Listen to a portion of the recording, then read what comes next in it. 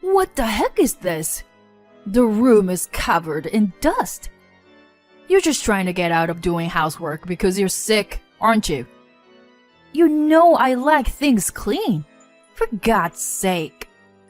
Even if you had to sneak out of the hospital, you should come home and do housework properly. The person I call my husband is probably not a human, but a demon or something. Otherwise, there's no way he would say such foolish things to his wife, who is in the hospital with cancer. But what a waste this ignorant man is. Excuse me, but your wife is now... The doctor's words were just the beginning of this man's descent into hell. My name is Sarah, a 35-year-old office worker. I've been married to my husband Kenny for almost 3 years now. I'd like to say that we have a wonderful married life. But the truth is, we don't.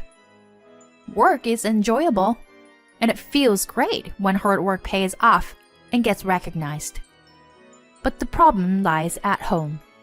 When I come home exhausted, it's Kenny who's already home and greets me. Is delivery okay for dinner? Kenny answers me. Hey, even though you have a job, don't you think you're slacking off too much?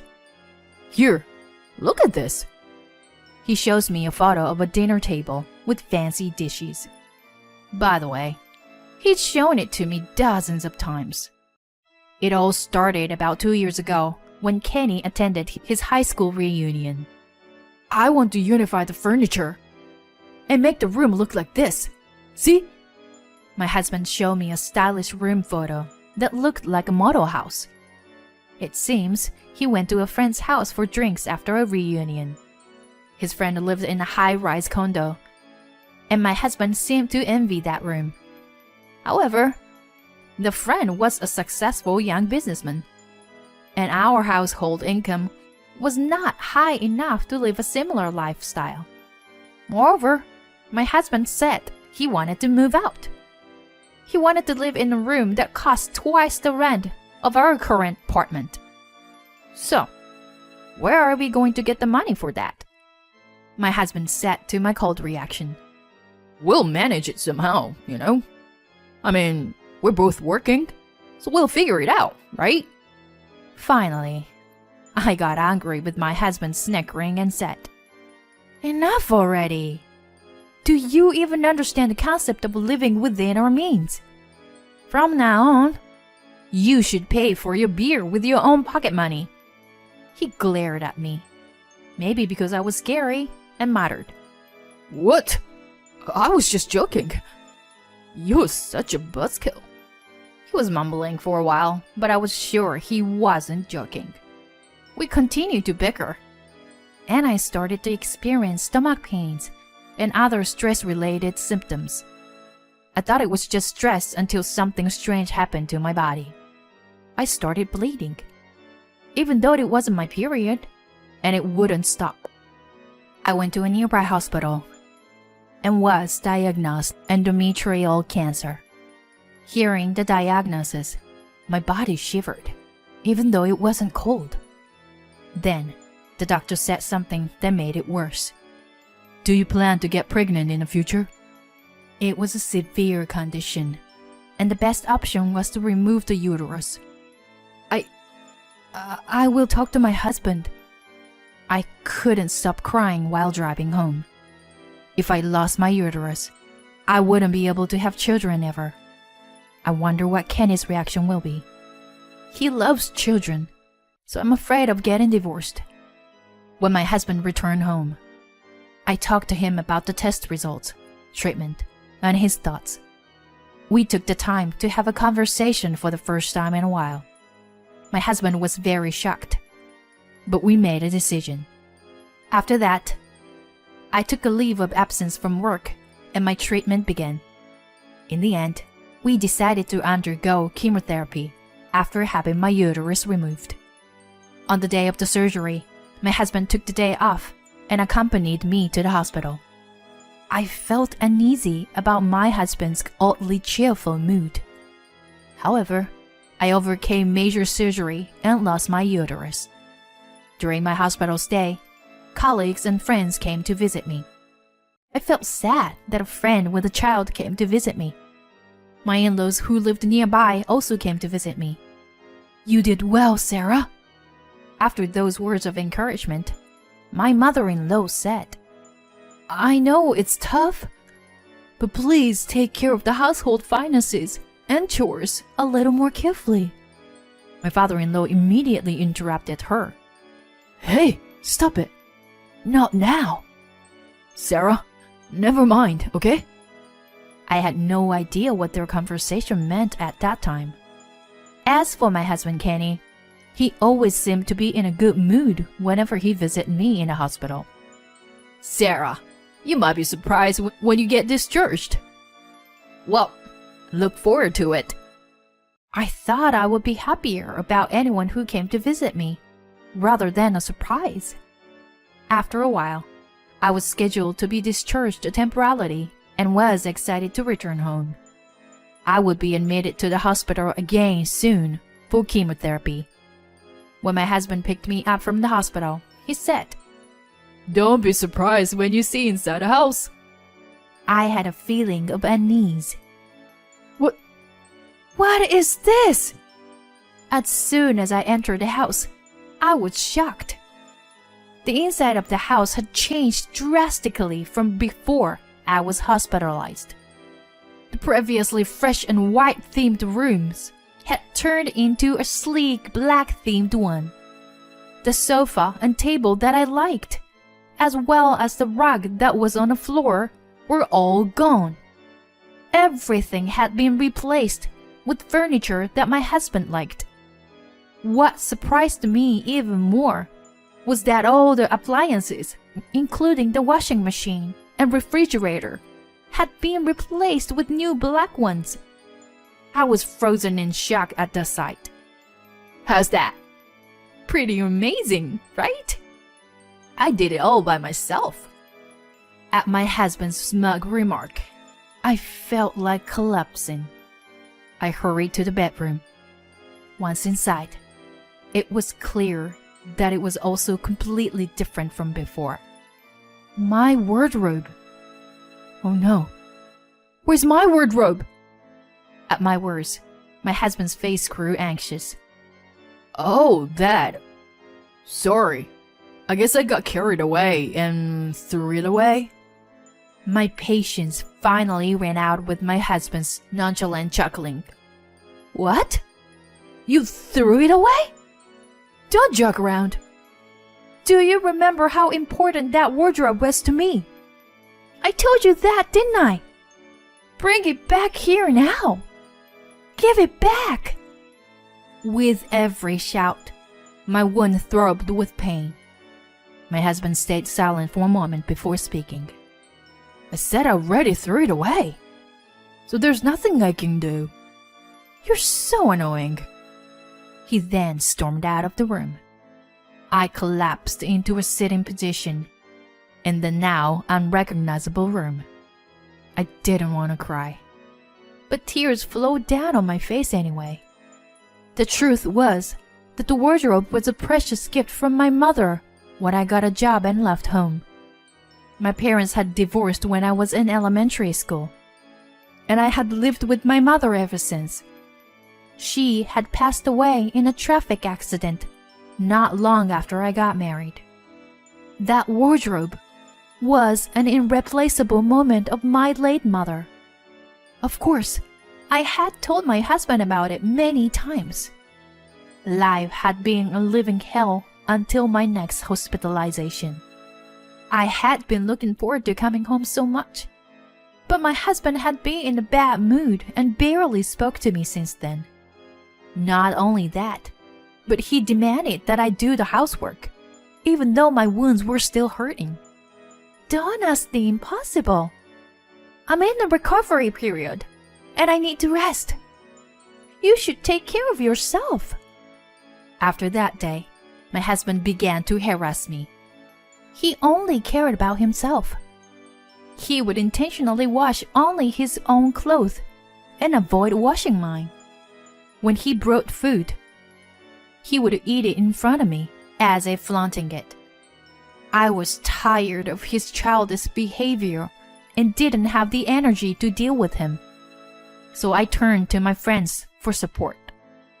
On the day of my readmission, my husband did not accompany me to the hospital, and I went alone.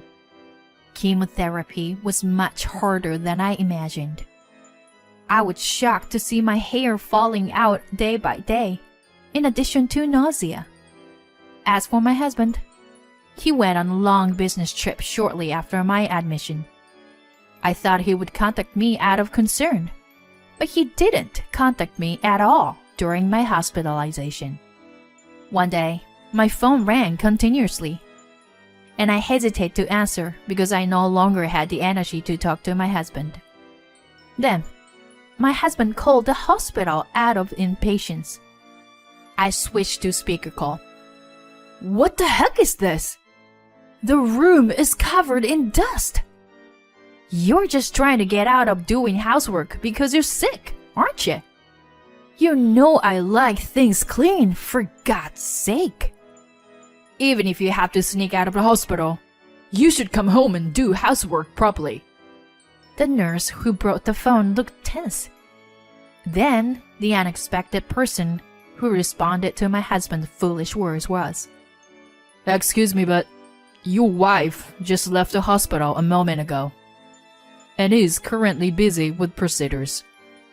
Can you please not disturb her with nonsense talk?" "What? Who do you think you are to speak like that? You can clean the house yourself." In all my years as a doctor, I've never met such an ignorant person like you. I'm disgusted.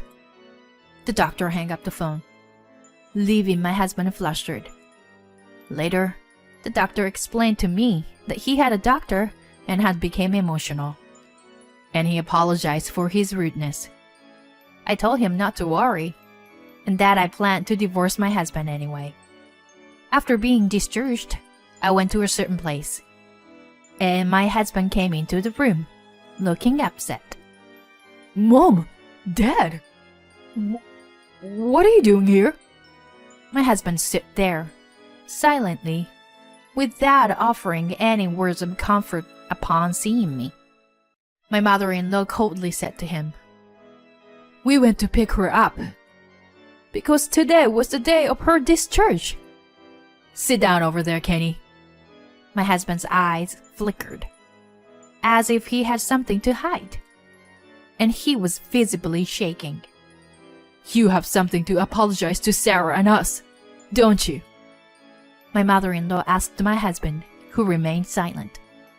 "You asked us for financial assistance, claiming that Sarah spends money recklessly. Was it all lies, wasn't it? Explain." My furious father-in-law's voice echoed through the room. It turned out that my husband had told a very malicious lie. During my second hospitalization, my in-laws told me something. "I know this is not the time to discuss it, Sarah, but we want to make it clear that this will be the last time we lend you money," my mother-in-law told me. I was stunned. "Excuse me? What is this all about?" That was when we first realized that my husband was lying. My in-laws thought it was strange that my husband would come begging for money, even when I was hospitalized. Then he begged them for help with my hospital expenses, claiming that they were too expensive. I immediately knew where my husband's money was going. "If you come to our house, you'll find out right away what Kenny is spending the money on," I told my in-laws, giving them the key to our house. They returned to the hospital, surprised by what they had seen. "I have no intention of continuing to live with your son as a married couple. I'm divorcing him. What I can't forgive the most is that he got rid of the wardrobe my mother gave to me." "What do you mean? The wardrobe? You're saying that Kenny threw away your mother's wardrobe?" "No, I will never forgive him for what he's done to you." I told my mother-in-law, who grasped my hands in tears. I can't and I won't spend my life with you anymore. I mean, I would slap you right now if I wasn't still recovering. My voice trembled with anger, and my husband retorted, No! Divorce is too extreme. You must be happy that your room looks stylish, right? You should be grateful. The house was pitch black and my heart was sinking. We managed our living expenses through joint incomes in my husband's account, while saving for the future in mine. We had saved up for when we had a child. When I was diagnosed with cancer, he had become selfish, thinking that he could use the money however he wanted, since I could no longer bear children. That made me extremely sad.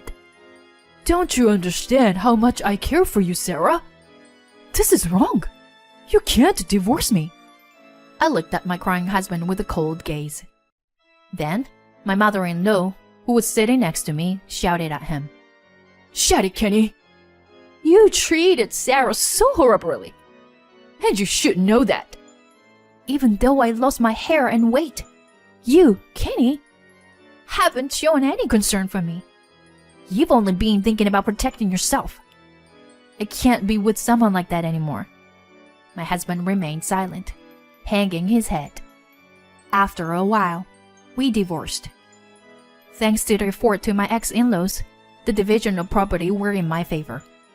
My ex-husband reluctantly repaid the money he had borrowed from his parents, a sum of $30,000. Although we had just finished remodeling our house, my ex-husband couldn't afford to live there alone on his salary and decided to move out. He now lives in a shabby apartment that he had to borrow money to pay for. I have a friend who works at the same company as my ex-husband. I heard that he is now labeled as a dangerous person who harasses his wife, who is battling cancer. He brought it upon himself. He can regret it for the rest of his life. As for me, I am enjoying living alone for the first time in years, while undergoing regular checkups. Once my physical strength stabilized a bit more, I plan to return to work. My boss has assured me that it's okay to do it at my own pace, which I'm grateful for. I'm just so glad my mother's wardrobe has been returned to me. I found it at an antique shop when I brought in some of my unwanted item after moving. It was what my mother gave me, and it may not have been an expensive piece of furniture, but it was the only memento that I cherished. On the back corner of the wardrobe was my late mother's writing, Sarah, always be happy. I've tried my best to remember my mother's words and worked hard. Of course, that won't change in the future.